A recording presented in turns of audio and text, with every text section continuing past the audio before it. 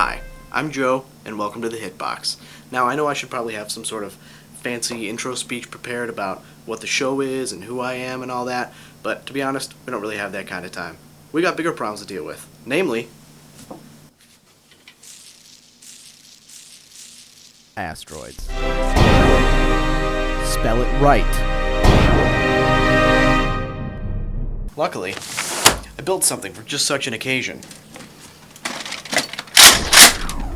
I know it doesn't look like much, but trust me, shooting an asteroid with one of these would be like uppercutting one of these. Let me show you.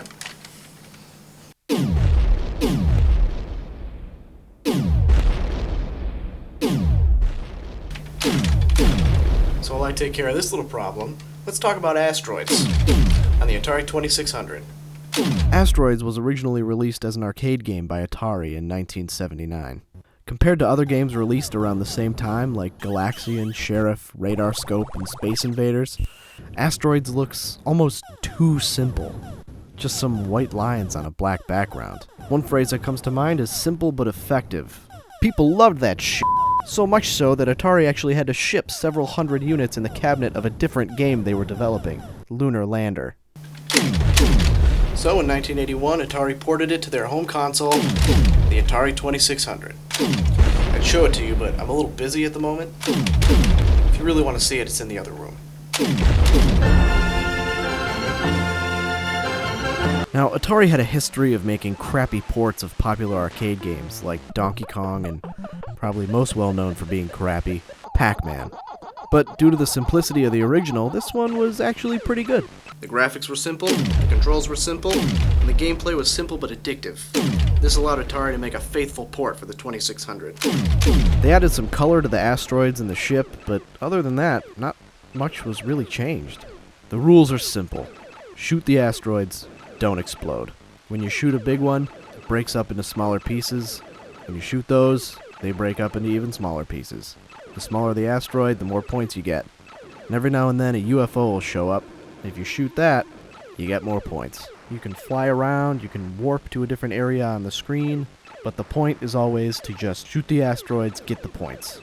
At first glance, the asteroids appear to be random, but they actually move in rotations. Once they leave one side of the screen, they re-enter from the other side. Unlike these ones. These ones just crash into the Earth. So here's a bit of strategy for you. Stay in the middle. Don't be flying around, don't be warping around, just stay in the center. The asteroids all start towards the sides of the screen and they gravitate towards the center. So if you stay in the center, you're going to stay out of their paths until they get there, giving you plenty of time to shoot them. It's not very difficult to get the hang of the game, and once you do, the focus shifts to a challenge of patience and maintaining your concentration. Because most games from this period were about high scores, this was the challenge of Asteroids.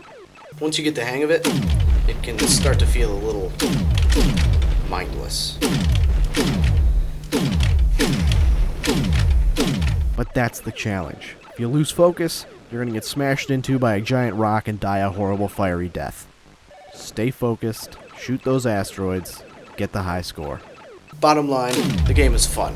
It's simple, addictive, and a good port of the arcade game. If you can, play it. Looks like I'm done here. You're welcome, Earth. What the hell? That does not look like an asteroid.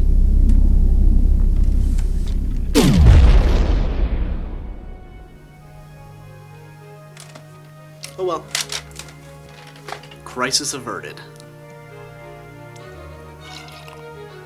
I am awesome.